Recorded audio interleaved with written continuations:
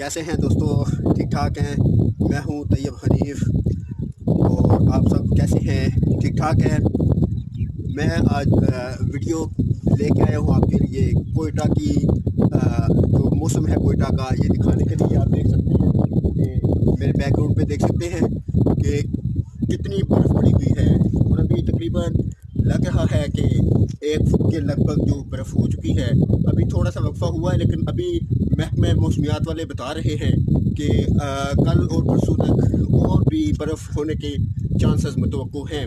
तो नाजरीन, अगर आपने कभी बर्फ़ नहीं देखी तो मैं यकीनन आपको दिखा सकता हूँ। ये मेरे बैकग्राउंड पर आप देख सकते हैं कि कितनी बर्फ़ पड़ी हुई है। तो आप बगौर खूबी बड़े गौर से देख सकते हैं। आप ये नीचे की बर्फ़ देखें कि कितनी बर्फ़ है। ये मेरे कैमरामैन दिखा सकते हैं आपको।